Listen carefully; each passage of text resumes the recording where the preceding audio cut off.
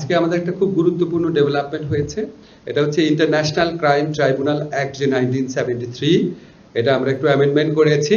এই অ্যামেন্ডমেন্ট করার প্রয়োজন আমরা অনুভব করেছি, কারণ বিগত ফ্যাসিস্ট সরকারের আমলে এই আইনে যখন বিচার করা হয় তখন এই আইনের বিভিন্ন ত্রুটি বিচ্যুতি নিয়ে বিভিন্ন মহলে অনেক সমালোচনা করা হয়েছিল। আন্তর্জাতিক মানবাধিকার যে প্রতিষ্ঠানগুলো আছে, দেশীয় মানবাধিকার প্রতিষ্ঠান সহ বিভিন্ন স্টেক হোল্ডাররা অনেক ত্রুটি বিচ্যুতি তুলে ধরেছিলেন। তো আমরা যেহেতু চেয়েছি একটা খুব ফেয়ার ট্রায়াল করতে, ডিউ প্রসেস মেনটেন করতে, এই জন্য আমরা সেই তাগিদ থেকে এটা অ্যামেন্ডমেন্ট করার উদ্যোগ নেই এবং উদ্যোগ গ্রহণ করার পর্যায়ে আমরা যতটা ব্যাপক সম্ভব মানুষের মতামত দিয়েছি।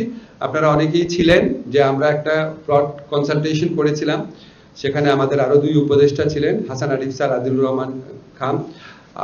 আমাদের দেশে যত আইন বিশেষজ্ঞ আছেন, মানবাধিকার কর্মী আছেন, সাংবাদিক আছেন, আমরা প্রায় 50 থেকে 60 জনকে ইনভাইট করেছিলাম। ওনারা এসছেন, ওনাদের মতামত আমরা গ্রহণ করেছি ড্রাফটের উপর। তারপর আমরা একটা দেশি বিদেশি বিভিন্ন আইনজীবী, প্রসিদ্ধ আইনজীবী এবং হিউম্যান রাইটস অর্গানাইজেশনের কাছে পাঠিয়েছি। ইউনাইটেড নেশনসের যে হিউম্যান রাইটস ফোরাম আছে সেখানেও পাঠিয়েছি। সকল মতামতের ভিত্তিতে আমরা একটা ড্রাফট করেছি। করার পর আজকে এটা উপদেষ্টা পরিষদে উত্থাপন করা হয়েছিল মতামতের জন্য এবং এটা গৃহীত হয়েছে। তবে একটা খুব গুরুত্বপূর্ণ বিষয় হয়েছে উপদেষ্টা পরিষদে।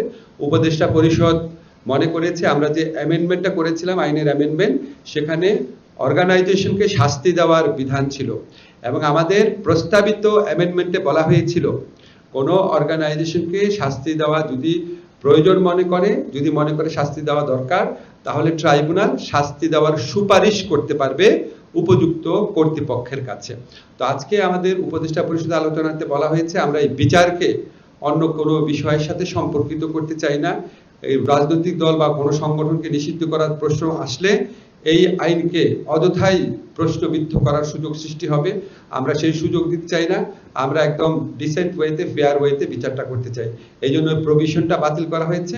আর একটা বিষয় হচ্ছে আমরা অনুভব করেছি কোনো রাজনৈতিক দল বা অন্য কোনো সংগঠন তাদের অপরাধমূলক কার্যক্রমের জন্য যদি নিষিদ্ধ করার প্রয়োজন হয়, যদি নিষিদ্ধ করার দাবি উঠে সমাজে, তাহলে আমাদের অন্যান্য আইন রয়েছে, সেই সমস্ত আইনে নিষিদ্ধ করার বিধান আছে। সন্ত্রাস দমন আইনে রয়েছে, নির্বাচনী আইনে রয়েছে, 1978 পলিটিক্যাল পার্টি অর্ডিন্যান্সে রয়েছে। কাজে এখানে এই বিধানটা নাই দেখে আমাদের সেই সুযোগ, জনমতের প্রতি, জনদাবির প্রতি শ্রদ্ধা জানিয়ে এই ধরনের কোনো পদক্ষেপ নেওয়ার সুযোগ আর থাকলো না। সেটা না, মানে এই যুদ্ধাপরাধ বিচার আইনে থাকলো না, কিন্তু অন্যান্য প্রচলিত আইনে দেশে রয়েছে। সেটা আমরা রাজনৈতিক ঐক্যমত হলে বিভিন্ন আমাদের জনদাবি আসে, সেটা পরে বিবেচনা করা হবে। এটা আইনের ভেতরের অন্তর্ভুক্ত আর বিষয় না। এই নিয়ে কতগুলা আমি ডিটেইল বলবো না, কতগুলা খুব গুরুত্বপূর্ণ পরিবর্তন এসেছে সেটা আপনাদের বলি। আমরা যেমন ক্রাইম এগেইনস্ট হিউম্যানিটি, এটা ডেফিনেশন, জেনোসাইডের ডেফিনেশন, এটা আমরা রোম স্ট্যাটিউট অবলম্বনে করেছি। যে রোম স্ট্যাটিউটে বাংলাদেশ পক্ষ রাষ্ট্র হয়েছে সেটা অবলম্বনে করেছি। একদম আন্তর্জাতিক স্ট্যান্ডার্ড বজায় রেখে আমরা ডিফাইন করেছি। তারপরে হচ্ছে এই আইনে আপনার আরেকটা খুব গুরুত্বপূর্ণ বিধান হচ্ছে এই আইনে যারা অভিযুক্ত পক্ষ আছে তাদেরকে প্রসিকিউশনের সমান সুযোগ দেওয়া হয়েছে। আপনারা 73 সনের আইনের সাথে মিলিয়ে দেখবেন অভিযুক্ত পক্ষকে অনেক বেশি অধিকার দেওয়া হয়েছে এবং তারা যে কোনো প্রয়োজনীয় সংখ্যক সাক্ষ্য আনতে পারবে, যে কোনো সাক্ষ্যের গ্রহণযোগ্যতা নিয়ে প্রশ্ন তুলতে পারবে, অনেক বেশি বাড়ানো হয়েছে। আরেকটা খুব চমৎকার বিধান আমরা মনে করি সেটা হচ্ছে ভিকটিম প্রোটেকশনের ব্যবস্থা করা হয়েছে। যারা এখানে সাক্ষী দিতে আসবেন বা যারা আপনার কোনো কারণে যদি 164 দেন বা যে কোনোভাবে সাক্ষ্য দেন, তাদের প্রোটেকশনের জন্য পর্যাপ্ত ব্যবস্থা করা হয়েছে। এই আইনে যারা ক্ষতিগ্রস্ত হয়েছেন তাদেরকে কম্পেনসেশন দেওয়ার বিধান করা হয়েছে এবং এই আইনে আরেকটা বিধান করা হয়েছে যে আমাদের এই ট্রাইব্যুনাল ওনারা ইচ্ছা করলে, এটা ম্যান্ডেটরি না, ওনারা ইচ্ছা করলে এই বিচার কার্যটা অডিও ভিজুয়াল রেকর্ডিং করতে পারেন এবং ওনারা যদি মনে করেন যে এটা প্রচার করা দরকার বা কোনো অংশ প্রচার করা দরকার সেটা প্রচার করবেন। কিন্তু এখানে যে পক্ষগুলো আছে তাদের যে ডিগনিটি, তাদের যে প্রাইভেসি, তাদের যে অধিকার, সেটার দিকে নজর রেখে এটা করা হবে। এই ছিল মোটামুটি বিধান। আর এখানে আপনার আমরা ডেফিনেশনটা খুব ক্লিয়ার করেছি। যেমন আপনার 3 ধরনের প্রতিষ্ঠানের, 3 ধরনের বাহিনীর কে বিচারের আওতায় আনার বিধান করা হয়েছে। একটা হচ্ছে আপনার ডিসিপ্লিন ফোর্স, আর একটা হচ্ছে ইন্টেলিজেন্স এজেন্সি, আর একটা হচ্ছে অক্সিলারি ফোর্স।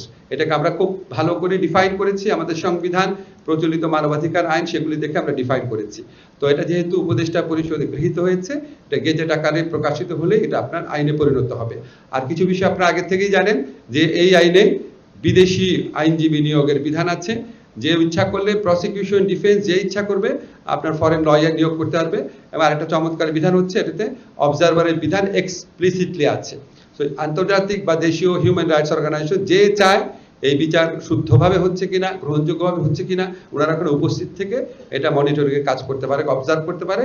আমাদের এখানে একদম মানে অল আউট অ্যাক্সেস দেওয়া আছে।